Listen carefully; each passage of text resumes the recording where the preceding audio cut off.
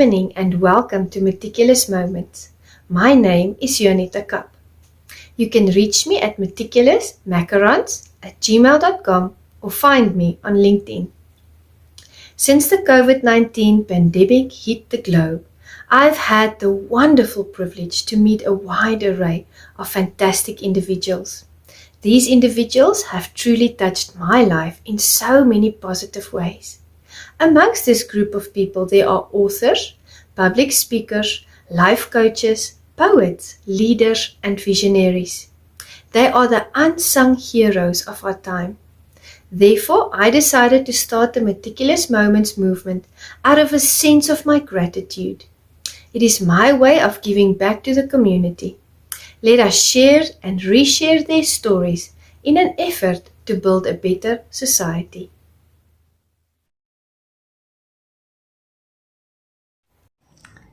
Good day, Meticulous Moments audience. Thank you so much for joining us for yet another fabulous session here on the Meticulous Moments podcast, where we facilitate community upliftment through leadership development.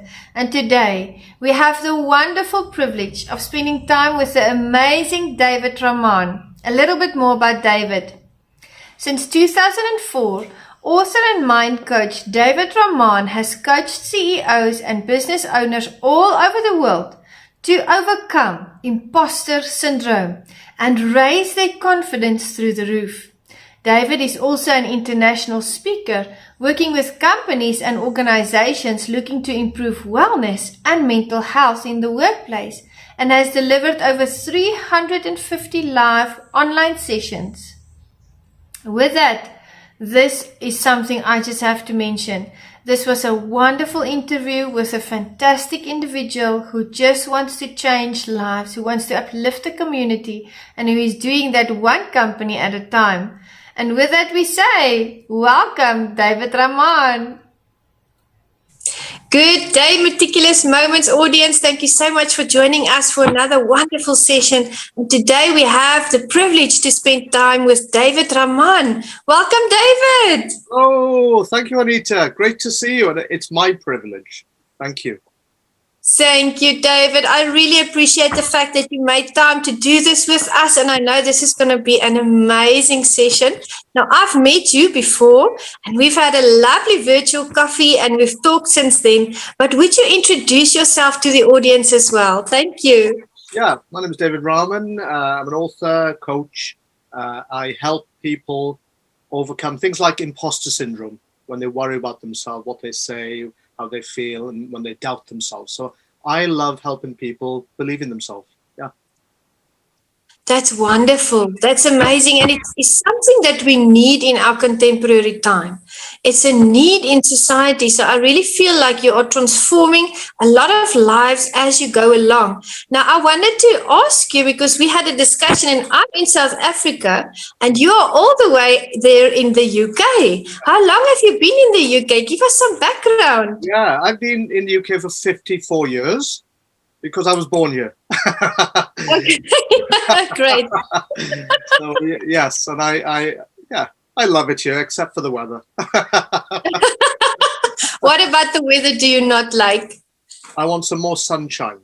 I love sunshine, beaches. I love all that because it energizes me. So I love that. Maybe I'll come to see some South African beaches one day. I just wanted to say, if you want sunny beaches, South Africa is the destination for you. So yes, absolutely. There. Wonderful. David, what was your defining moment in your life when you realized you were going to be a leader? I mean, we have that moment where that realization sets in. I often say to people, sometimes it's a few events that, unfold, and then there's that moment. Sometimes it's out of the blue. What was that moment in your life where you just knew you were going to make a difference? You were going to help people to elevate their lives, battle imposter syndrome and those things that they face? Was it earlier? What was that defining moment for you? I think it was, I was working for a few years as a coach at the time. So this was back in 2008, 2009. And I was getting really good results with people specifically who who were doubting themselves, worrying, building themselves into a state, suffering low moods. And I thought, what is it? What is it that they all seem to really have a problem with? And I distilled it down to they were holding on to something, whether it be a belief or a fear or a negative thought. They were holding on to something, Juanita. And I thought, so what happened to free them up so the results they got after we worked together, so they lived a much happier and freer life. And it was when they let go. They actually let go. And I thought to myself, I need to reach more people.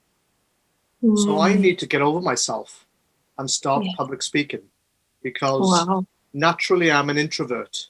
So I'm a bit of an extroverted introvert. I have to push myself to get out there, really. So I decided, right, I'll accept the first invitation to speak on a stage or something like that.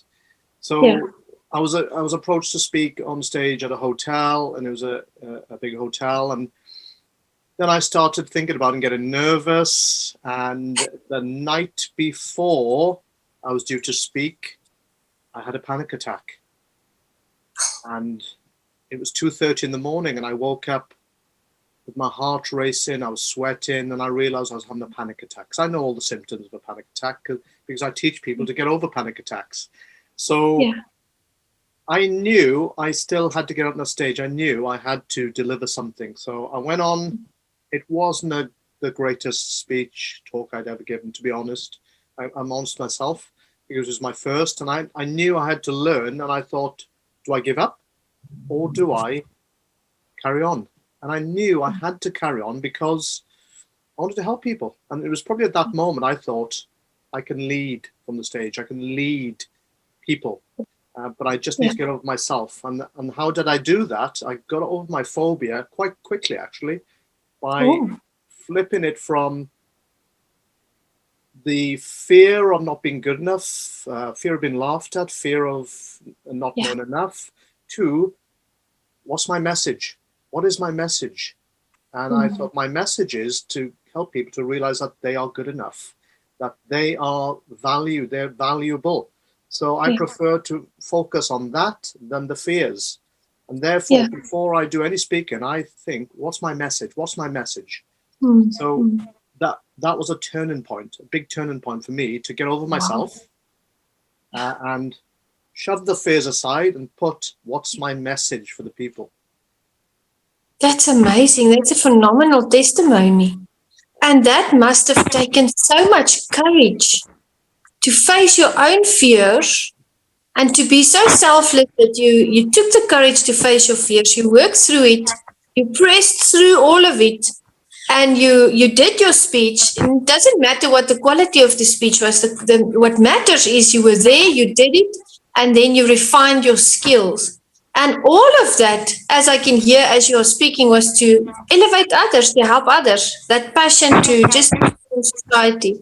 I think that's commendable. That's amazing. Thank you for sharing that. Thank you. Thank you. It's a pleasure. I love it. I love it. How often do you engage with activities that facilitate personal and professional development? Probably all the time. I'm always learning. I love to learn. I love being surrounded by people who love to learn too, who are curious. So I go to, say, online events. Before the pandemic, I would go to weekend events where you are being trained in something to upskill. And I love being around that sort of person. So I read books, podcasts. I can't get enough of it because many years ago, when I was a teenager, I was energized by people who were successful, and I was energized by books, biographies. So it was it's natural for me to want to learn from people, grow with them, and also teach people at the same time, because when you teach people, you're learning it again. So I'm always learning. Yeah, I love that you say that. It makes me think of something that I always say to people. I say, I might be life coaching them or I might be counseling them, but as we go through the process, I'm also discovering something new. Right. And that is so refreshing. I think that's why I really love what I do, because there's always something new. Like you love, something exhilarating and exciting and something informative. So tell me, what was the last time that you, learned something personally or professionally, and where was it? Right. I was listening to a video. No, it wasn't a video, actually. Sorry. It was an audiobook. And it was yesterday. So yesterday. Yeah. And this was, I can't remember the name of the gent Yes. who said this. But what he said was, he said, failure is when you take yourself seriously. Success is when you take your work seriously. Wow. I thought, ooh, yes, that's so powerful. Wow. I've never ever heard that before. That is a fantastic quote. Just repeat that for the audience so that it can sink in, please. Sure. Failure is when you take yourself too seriously, and success is when you take your work seriously. Wow. Oh, you were talking about shifting the focus earlier. That's how you overcame that panic attack, shifting the focus from you to the people and what your message is. And you've got this fantastic quote. Yeah. So what should we do if we want to be successful? Stop worrying about our shortcomings in ourselves and focus on the job at hand. Yeah, absolutely. Because often people, they don't make a decision and they procrastinate. And that in itself is a decision. If you don't make a decision, it's a decision. But when you look at from a point of helping people, from a point of service, and from a point of really making an impact, it takes the focus away from you, because it isn't about us. It is about the people. We can work together, but at the end of the day, it's about the people, and just to make that impact by whatever comes naturally to you. Not everyone's a speaker, not everyone's a writer, but what comes naturally to you, use your skill set, think about what comes naturally, and use it to the best ability, because there's only one you. So, And I had two meetings like this yesterday. I'm thinking of what I said to one of each of these gentlemen. The first person I said, I always tell people you should be in your flow. You should always be in your flow, because I don't control the waves. I just ride them. So that in itself is helping me to just go through the motions, apply my expertise, use what I've learned, and in the process I'm being shaped.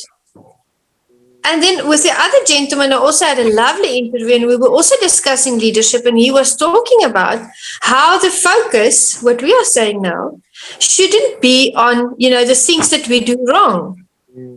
Focus on the little things that you do right, and just, go from there, one step at a time. So I think it's phenomenal that the audio book that you listen to, the two gentlemen I spoke to yesterday, coincides with and relates to what you are telling me today. That's telling us something. We are moving in the right direction. I love that. Absolutely. It is right in the, as you said, the flow state, and when things come into your path, because we're all on a path, and it's amazing. That is flow state for me. Yeah. When we're on our path, I love wonderful. It. Yeah, leadership path. Absolutely. I like that. Beautiful. Now, I know you are extremely busy. I mean, we are all living in such a fast-paced society these days. I mean, I still think I have the week ahead, and before I know it, it's weekend. Tell me, how do you practice work-life balance? What measures do you employ to make sure you have enough time for yourself, enough time for what you need to do, enough time for your family? Schedule. Peter Drucker said, what gets scheduled gets done. So unless you schedule it, unless you put it on you put it in your phone, of course you can put it on that, but if you put it on paper, I think it's more powerful. Especially I love A4, because you can see it. Yeah. So I always schedule time for exercise in the morning, always. Yes. Meditation, schedule time. You have to schedule time. There's no good saying, I'd love to do that. Schedule time. Yes. Schedule time for social events, and then my work is in a solid block, and then I focus on that at the time. So it all gets scheduled, to be honest, and then you just follow it. I can't do it any other way. It's like having a recipe. Just follow the recipe every day and know that. Interestingly enough, I could share something. I was listening to Ed Miler earlier on Lewis Howes's podcast, and he was talking about, which I thought was really good, actually. He was talking about he has 3 days every day. I'm thinking, where's he going with this? 3 days every day. He says 6 a.m. till 12 p.m. is the first day. 12 p.m. to 6 p.m. is the second day. And then 6 p.m. till midnight is the third day. So I have 3 days, 3 days every day.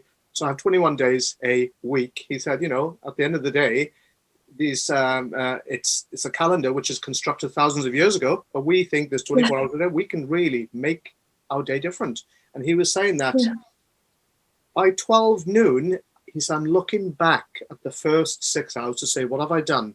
What could I improve on? Where was I good? Where was I not so good? And he's continually putting the metrics in. I'm thinking, I love that. I'm gonna take that now. I'm gonna improve my day. That was something that actually was the most recent thing I learned. I would say this morning. I heard that this morning. I love that. I've never heard of that before, but it makes sense because in that manner, you can take stock of your progress through the day. Absolutely. Because the day just runs away from us. And you were talking about, scheduling it. Now, I'm sure you are familiar with this size of diary. I mean, in the early years, this was fine. We could use that. I find that there's not enough space to write in that little one page. So I use a bigger book. Yeah. And you said, you like the A4, and I agree with you. There's just not enough space for everything that needs to be written down, especially if you like learning a lot, because if you learn, you make notes. So I'm forever making notes all over the place, and I have to confess, sometimes I can't read my own handwriting, but I don't know if that also happens to you. Yeah, that resonates with me as well. I'm thinking, what was I thinking and writing there? I'm glad to hear it's not only me. If I can't read it, I'll think, well, at least I wrote it down. At least maybe I'll recognize it some other time. Yeah, it will come back to you.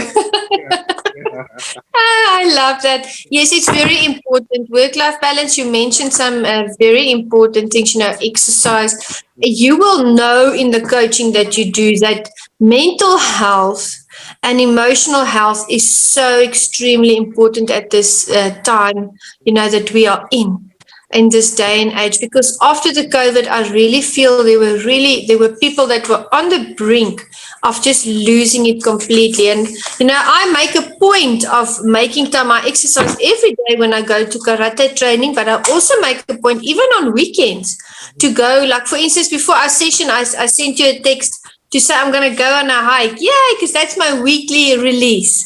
So what do you find for a weekly release? What do you like to do on a weekend? Do you also, exercise, or do you do breathing? Or walk, run.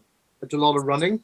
So I love running because it's almost like a form of meditation. You're just running. Sometimes I've got music on, sometimes a podcast, but sometimes nothing. It's just when you run, especially early in the morning, no one can catch you. No one can talk to you because you're there. Present. In the moment, present. And the other thing I do is meditation, which I mentioned earlier on, but I do that in a very peculiar place. Oh. Actually, I'll ask you, where do you think I meditate? Well, I don't know the UK well. Do you go to yoga class and meditate, or do you have mountains there? If I lie down, I'm one of those people who can go to sleep like that. So I don't do it lying down. I don't do it in the house because I can be disturbed. So I actually drive somewhere and then I meditate in the car. I just park up somewhere nice and I'll and I'll meditate in the car, and I know I won't be disturbed, And I found my deepest meditations actually when I'm parked up somewhere. No one can disturb you. It's a fabulous place, and I've had some really good results from those meditations. And so I think it's a very quirky way of doing it. I've never read it anywhere. I just did it by accident. And the sort of manifestations, the sort of things that happen when you're visualizing, meditating whilst parked up it's special. It is special. It came to you naturally. Yeah. You know what I also teach people when their day starts? I mean, some days just start out like not the way we plan. I mean, that's life. It happens. So I teach people if they want to change their day, they should say, instead of, oh, how much worse can this day get? They should say, oh, how much better can this day get? Because I teach them, when you speak to the universe likes to answer questions. Yes. And then it brings all these surprises and miracles across your day. I just love doing that. I do that every day. Yes. And it really works. So you should try that as well when you are sitting there to say, how much better can this day get, One of my favorite lines, very similar to that, is, what else can go right? Beautiful. What else can go right? Because you often hear people saying, what else can go wrong? I say, what else can go right? Yeah, change that dynamic. I love it. Yeah, true. You see, we apply the same measures here. Yeah, absolutely. I always tell people, and I said that in one of the sessions yesterday as well. I said, leadership is also about relationship building, because through the years in the ministry, I like to build relationship with people. I don't just want to give them training; I want to know them. So I go a little bit further than networking, because I want to know people and I want them to know me. So tell me, leadership. In your opinion, do you agree that it's relationship building? And that's something that just came up in my mind. It's not in the initial questions that I asked, but do you think it's important that as leaders, as coaches, that we build relationship, and why? Absolutely, 100%. Because when a good leader is willing to be vulnerable with their people. And building a connection can involve vulnerability, which is a power, like our superpower, to show this is who I am. I'm willing to jump into the trenches with you. I'm willing to get my hands dirty with you. And when you do that, when you're building a relationship, then that builds trust. And important. Yeah. So at the end of the day, you want to build trust as a leader, because people will then follow you because you are helping them and you are side by side with them. So yeah, it's very, very important. And unlike yourself, I love building relationships, getting to know people. I can read people really quickly. That's always been a natural gift to me since I was a child, and I thought it was strange. But I thought, what's wrong with me? How can I read people this easy? It was, I think, my childhood, the background, and it just got me thinking. I can look at someone's face, read the mannerisms, the tone of their voice, and therefore you can build a relationship quite quickly with someone. What was the second part of your question? How important is relationship building, and why? Yes, and hopefully I've answered that, because you want to build trust and you want to ensure that that person will give you their all as well in what you're trying to build, and so it's very important. I see a lot of similarities between us. I experienced that you are an empath. You've got a very strong intuition. So I've also been in situations where I feel other people's emotions, and then sometimes I wonder, is it their emotions that I'm feeling, or what am I thinking? And until I realized what was going on, I was a little bit confused. And then one day I was like, no, but this is happening. It's unfolding in front of me. So we intuitively experience what someone else is going through. It's not always our own emotions that we feel. And, I think leaders should be intuitive like that as well. Yeah. Yeah, 100%. When you said empath, absolutely. And as I said, when I was younger, I thought I was a bit crazy. Why am I feeling people's emotions? What's going on here?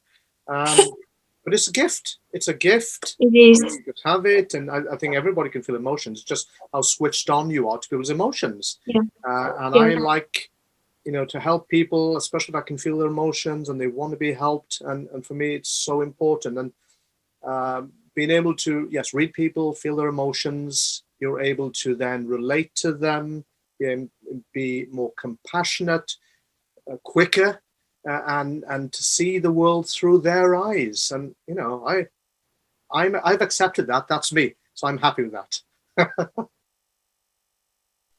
Absolutely. The moment you know that you know how to use that gift and understand and interpret it, then everything subsides, and then it's a blessing. Now, this is me getting to know you, David.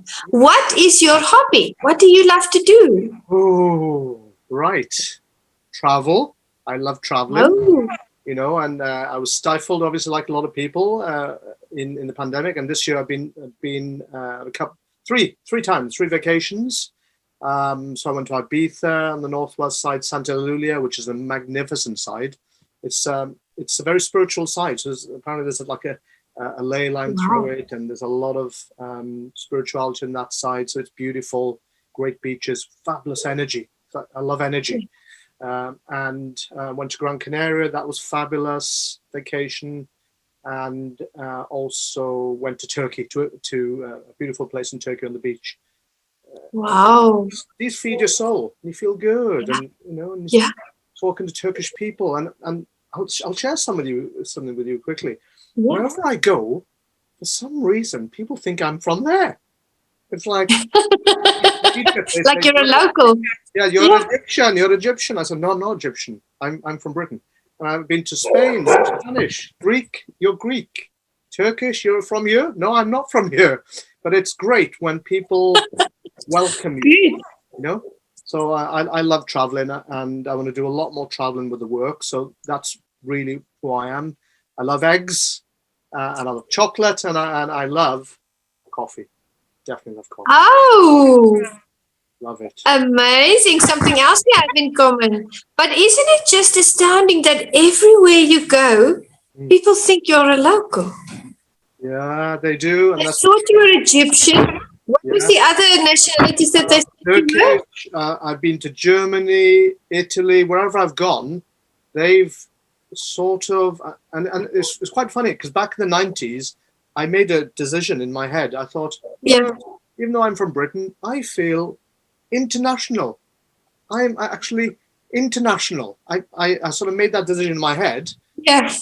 Every time I went abroad, people just say, and my friends are with me, and saying, wherever you go, this happens, But hey, I don't mind. I don't mind.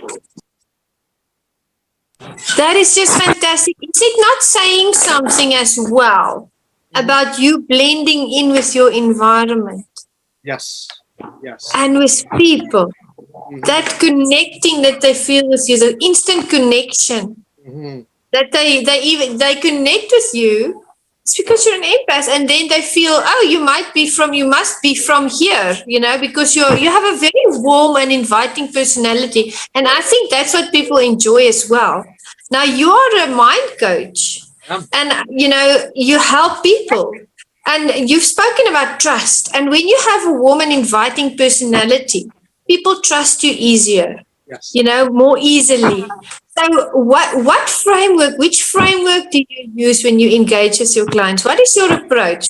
Do you use your intuition? Do you build that connection? How do you start?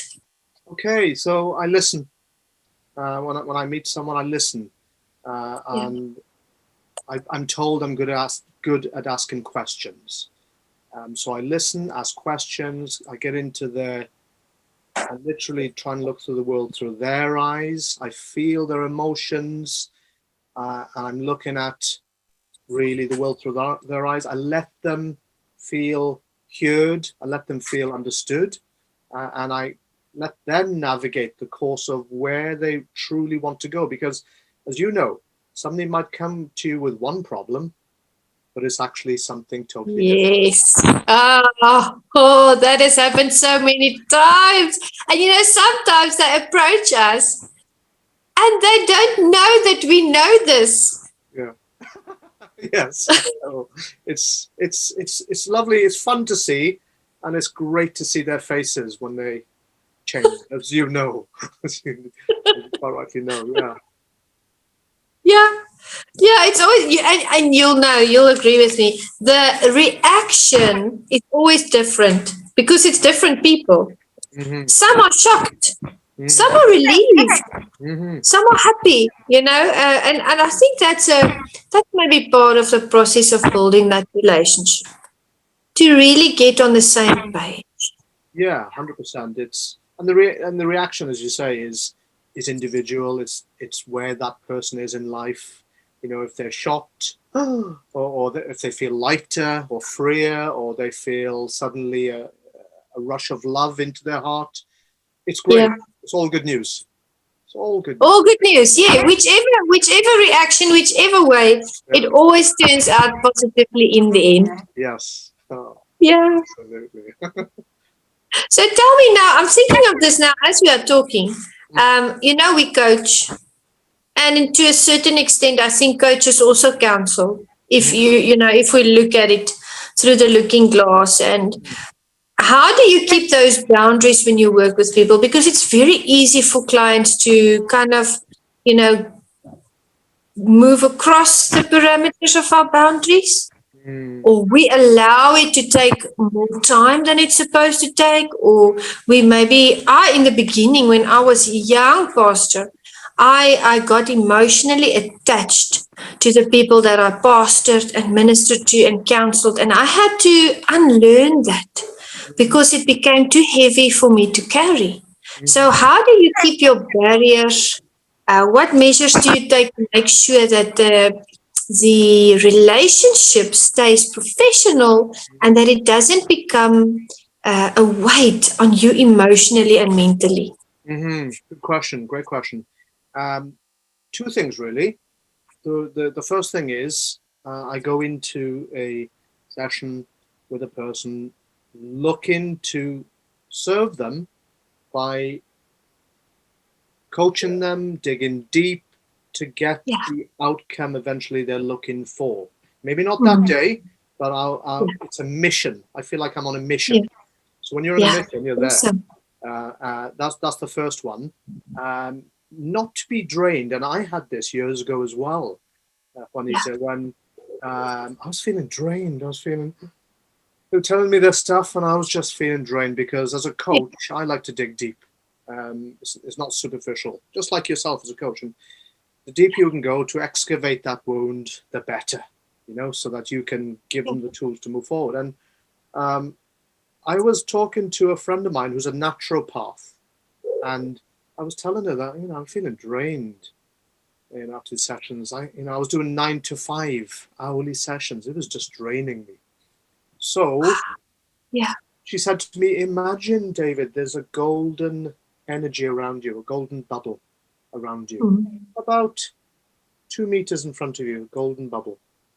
And imagine that anything that the person's saying that's a negative discharge will just bounce off this golden bubble. And I thought, okay, I'll try that. I tried it, and I've never felt that way again. I've never taken on somebody's energy again. I can literally tune out with this golden energy. It's something. It's there. If you intentionally put it there before a session, it can help you. If you're face to face, especially with that person, or if you're across the screen, or if you're coaching by phone, it doesn't really matter. Yeah. True. I actually watched something on YouTube a few years ago. I cannot for the life of me remember the title, but it had something to do with people that become. I think the title had something like energy vampires in it. It was something, something catchy. Yeah. And the talk was about when you're a counselor or a coach, be careful of, here and there you get the people that would drain you. Like they would just suck all the energy out of you, suck out all the life. out of you, and you should really protect yourself and put up the boundaries, healthy frameworks, healthy methods of helping these people. So when you were talking about the bubble, I thought that's a beautiful image to use in your mind when you are working like this, because energy, I mean, we know energy is transferred. You and I share energy now as we are conversing. So we have to be careful, because energy cannot it cannot be dissolved. It can be transferred. So we must be careful what energy we let in. And be very cognizant about what energy we ward off when we work with people. And leaders should do this as well, because I'm sure every now and again on a team, there is one person that is maybe negative, that is just, they just make that leader so tired. And it's really up to that leader to position themselves, to educate themselves, to make sure they still assist this person, they still work effectively in that team, but that is not the effect that individual has on them anymore. Yeah, totally agree with you there. And to add to that, I think a good leader will also look to helping that person be Awesome. more self-aware about energy and about what they could be doing in the team, and to understand that person. Yeah. Greater depth, because it could be that person doesn't feel understood, but we don't Up for help. spend some time with that person to try and get them to understand. So I suppose it's about the leader helping that person gain awareness of what could be going on. Yeah, and that's where the relationship building goes. Because when you build that relationship, that person is open to correction. That's right. Because they see it from the heart. It's not a malicious attack against their person or personality. It's just that, they need to be developed in a certain area. So I always tell people, always treat people with love and affection and, acceptance, and with dignity. It's important that we treat people with dignity always. Agree with you. Respect them, understand them, because they want to feel understood. They want to feel valued. Yes. Amazing. Now, you know that leaders deal with difficult tasks. Often they are given projects that are not familiar to them. It might be a new field of study. It might be something that they've not done before. They might be working with a new team. They might not always be sure of what resources are available to them to get the job done, get the goal in place. How should leaders, in your opinion, deal with difficult tasks? I would say education. Yeah. Delegation, understanding. Yeah. Be calm. What's the word I'm looking for? Equanimity. So that we are calm under pressure, and be aware of that, and just to sit down with someone perhaps they know who could help them in this task. And if they don't, they probably will know someone who knows someone, and to actually be open to change themselves. So that leaders don't know everything. We don't know everything. But if you're willing to be open, transparent, learn, and to say, I want to be better, so teach me. I think that's the way forward for every leader. I agree with you. And, you hit the nail right on the head, because I was going to ask you, do leaders speak up when they are busy with a project and they do not know which way to go? They do not know what the next step in the project is. And you versed that, you articulated that so well. Ask, reach out to someone who might know someone. Because at the end of the day, and this is something you mentioned earlier in our session, it's not about us. It's not about our ego. It's not about what makes us feel good. It's bigger than us. Yes, I was just thinking that as you were saying it. You see, we share energy here. It's one empath speaking to another empath. That's why. Absolutely. You were saying it. I was thinking it. Absolutely. And it is. It's funny how, we can circle back to that one thing, about leaders and trust and being able to be vulnerable. A leader can be vulnerable to say, listen, I don't know the answer. Let's find out a solution, but let's be calm about it, because a calm leader will create a calm environment. Yes. And sometimes they're given projects and they suck at it at first because it's something they've never done before. But if they're disappointed or if they fail, it's something that they learn from. And they can only get better. The failure is not a reflection of who the person is or what the person is all about. It's just saying they have to recalibrate their plan. Now, as I was making the previous comment, I saw you had this huge smile on your face, so I knew something was cooking. So we were actually thinking the same thing at the same time. Oh, I could talk to you all day. Oh, thank you. I love that. I love that. Now, I know that you're a father. And I wanted to ask you this question because I don't think this has ever come up in any of my interviews. What good leadership advice can dads give their children? Great question. Right, off the top of my head, one thing, my son's 19. So off the top of my head, I'm teaching him that there is no need for validation. You are enough. You are enough, because I know a lot of teenagers these days, they look on social media and they look and compare their life to others, in terms of you are enough. And that's a good standpoint in terms of confidence, because leaders should know they're enough and should know they're not perfect. So there's no need for validation. The second thing is to be kind.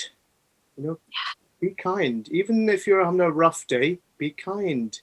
If there's something that's gone wrong in your team, in your organization, and you don't understand a person, still be kind, because you never know what's going on with that person. So be kind. So I've always told them, be kind, be respectful, and it always starts with your own parents. I've told them that, it starts with your own parents first. And then the third one is to always show gratitude. Show gratitude, because for me, it's people say gratitude is a superpower, but it's a way of living. I wake up every day and I am so happy to be alive. I literally wake up and think, oh yes, I'm here.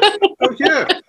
I do. I think, well, yes, it's a great start to the day. This energy. I don't wake up in the morning thinking, oh, my life. Great leaders wake up and they are grateful for what they do. And if you go and online or with your team or you're in person, if you give this energy of love and gratitude, it will transmit itself to exactly all your team members, all your staff, because they want to feel that. They want to feel that. And it goes back to being acknowledged, understood. And this comes from this part here, the heart. So that's the advice recently which I've been given. Beautiful, beautiful. I was thinking something as you were talking, and that is significant advice. That is tremendously impactful advice. I always work with the youth, and I always tell them, be careful who you spend your time with, because the negative things, it rubs off. There's a saying, it rubs off. But as you were explaining these wonderful positive points, I was thinking to myself, as easily as negative things can affect us or our children, and the people they spend time with, the wonderful, blessed part of it all, the positive things can also rub off. So that's a light at the end of the tunnel. Teaching your child that to be kind and to love and have gratitude and respect, and that's going to rub off on everyone that he meets. So that's just amazing, amazing advice, and I'm sure they live their life like that as well. What feedback have you received since you've rendered this advice? Did you get any feedback yet? My son is a good listener. In all fairness, he's a good listener. Like you. Yeah. I'm quite talkative and loquacious. He isn't. He's quite. He's even more introverted than me. Like, I'll go into a cinema, I'll sit in the middle, I'll enjoy myself. He'll want to go to the side. Yes, but he's definitely living in his own. He's comfortable in his own skin. So yeah, I mean, he's gone on holidays with the boys for a few days in Greece, and exactly, I say, listen, be grateful for where you are, enjoy the moment, and when you're with the boys, enjoy the company, and remember that that time will not come again. So Yes. really enjoy the moment. And he's listening. He is listening. Clive said, listen, everything you think and you talk and speak is energy, and it's going to manifest, good or bad. So it's up to you what you put out there. Your friends will never teach you this, but I will try my best. But he's responded. He is responding. Yeah. Wow. He's taking it all. Wow, it's a positive. Yeah, definitely positive.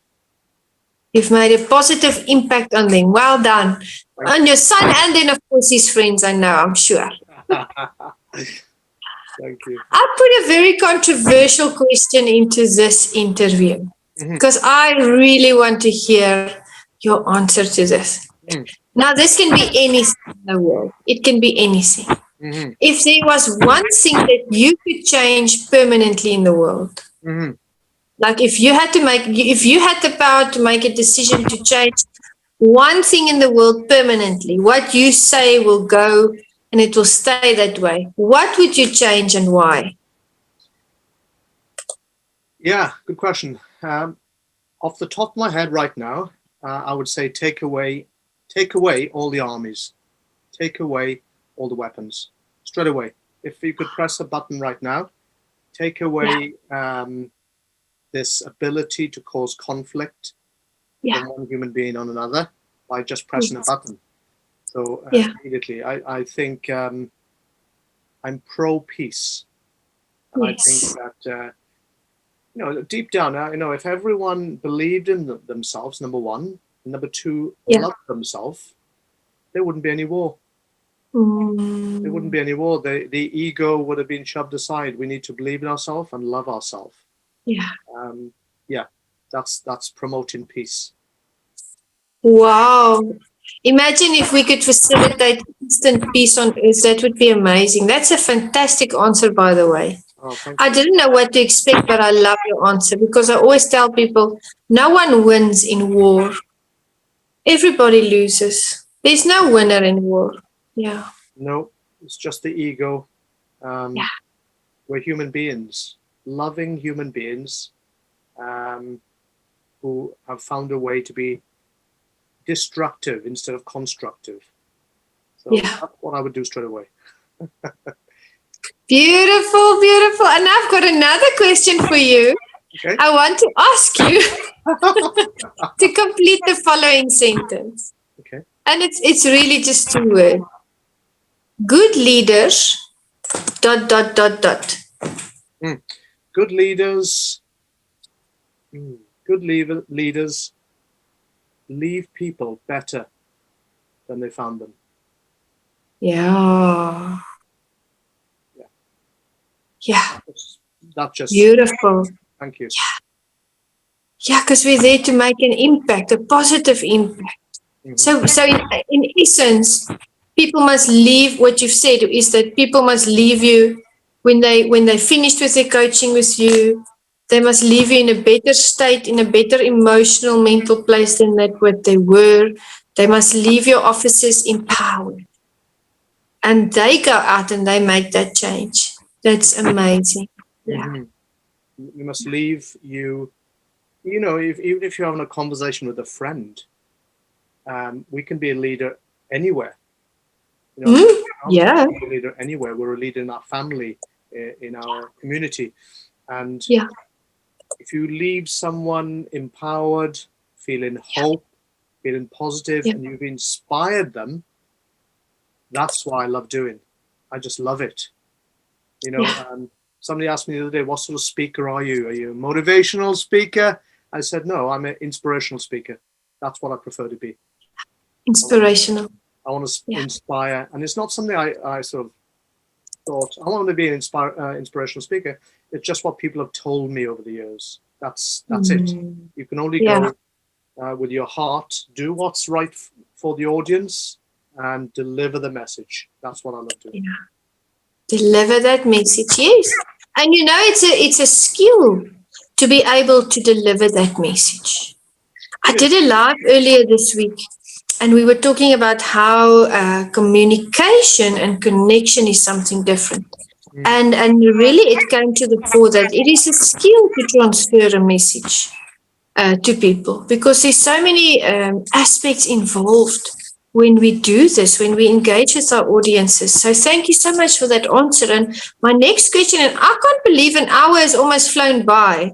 You know, when you and I start talking, I mean, you know. My house flown. You're right. 15:51. Yeah. That's Yeah. wow.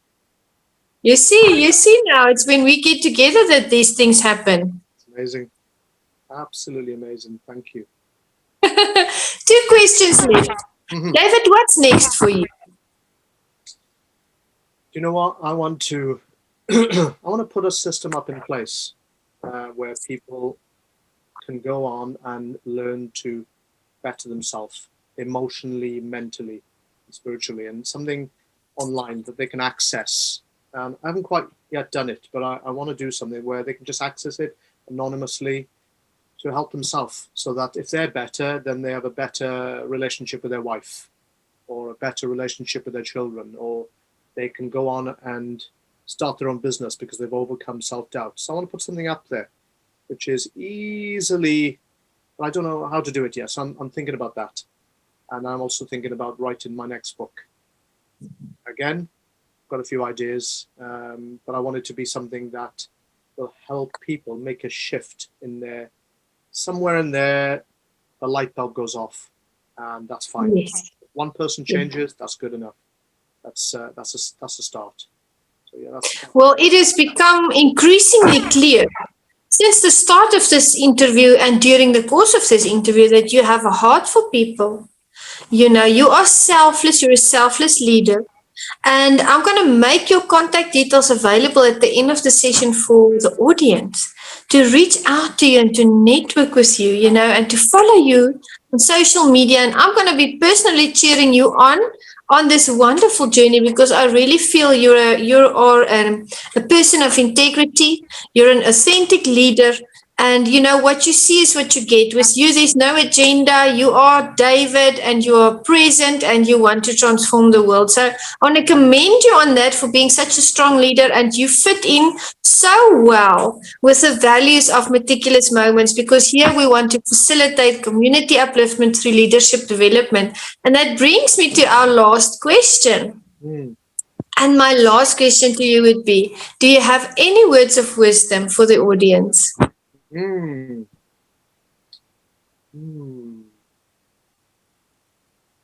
I tell a little story quickly? Of course. Okay. So there's a little story that I love. Okay, so this guy had started work in a new office, but it was too close to actually drive to, so he decided to walk there. So he's walking from his house down the street and then down another street, and then suddenly he sees something in the corner of his eye. It was a dog. The dog was barking, it was growling, it was frothing, it was saliva everywhere, and the dog was looking at him very angrily. So the man looked at the dog, and the dog started coming towards him, so this man started running down the street. And he's in his suit, his briefcase, and the dog's chasing him down the street. And then he got to the end of the street, and he got across the road, and the dog stopped at the end of the street. And the man got to work that day. That was his first day of work, but he was sweating. He was feeling really uncomfortable. Then at the end of the day, after work, he'd forgotten about the dog. So he walked home again. And as he walked down that street, he saw it again in the corner of his eye. The dog. The same thing happened. He had to run, the dog chasing him on the street. The man was petrified. He was so scared. He ran down the street, crossed the road. The dog stopped at the end of the street and just looked at him. And the man just got home. Again, he was sweating. Heart was pounding. And this went on for weeks. Every day he'd have to get to work, and he would pat himself down. He was sweating, get home in the evening. Again, the dog was there, and it was causing him to have sleepless nights. He was very close to having a panic attack. And then one day he was walking on the street and he was just getting fed up, really fed up of this dog. Why me? He kept saying to himself, why me? Why me? Why does it chase me? So as he's walking down the street again, there was the dog. Again, he started running and the dog chased him. But this time it was enough is enough. Those 3 words just sort of leapt in his mind. Enough is enough. He was so annoyed and frustrated. He turned around and he looked at the dog. The dog was still running. The dog stopped. And the man started to run towards the dog. And the dog looked at the man, totally scared, but totally surprised. And the dog opened his mouth. And the man saw the dog had no teeth. All this time, the dog had no teeth. Sometimes we give fear teeth. And we give it big teeth when we don't face fear. And the story, the moral of the story is we have to face our fears, because often we give fear teeth when it doesn't have teeth. We give it power when it shouldn't have power. So move towards your fears to get to where your destination is. Wow. Oh my goodness. If we were at an event, you could hear a pin drop right now. Amazing story. The dog didn't have teeth, so this man was running away from something silly, something that couldn't harm him in actual fact. Amazing. And you make a good point, because sometimes we overthink a situation so much that we fathom all of these things that don't even exist. And it drives even more fear into our hearts, and none of it is real. That's a profound story. Thank you for those wonderful words of wisdom. It has been such a tremendous pleasure to have you on the podcast. I appreciate you. Thank you.